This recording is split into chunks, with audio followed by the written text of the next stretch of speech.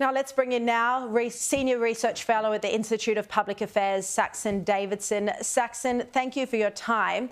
Now, you've done some research, some analysis on the ABC and on their bias when it comes to ideology and energy reporting. What can you tell us?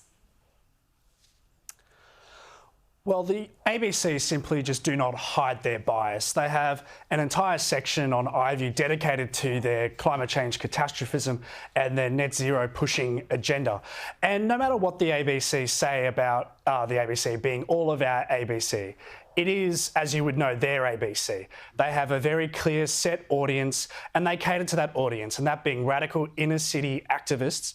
And they push that activism and sometimes participate in that activism, and this is reflected in their journalism. So, you know, there was the protest, of course, outside the home of Woodside energy boss Meg O'Neill last year. Is this a case in point for how activism can just go too far at the ABC? Well, 100%, and that's not an isolated example. You, of course, know about the example involving Heston Russell as well.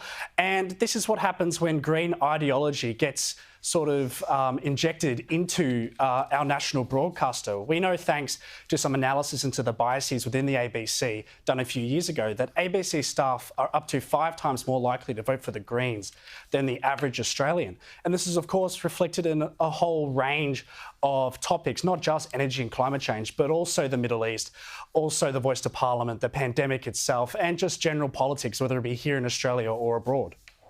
Now, it's interesting that your IPA survey found that only 32% of Australians believe the ABC represent their own views, but yet the ABC always claim that they're the most trusted organisation.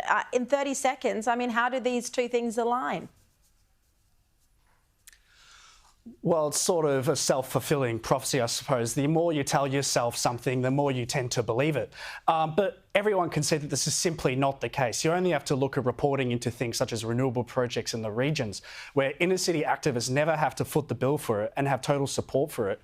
But these projects are dividing our communities in the regions, and yet these views are simply ignored by the ABC.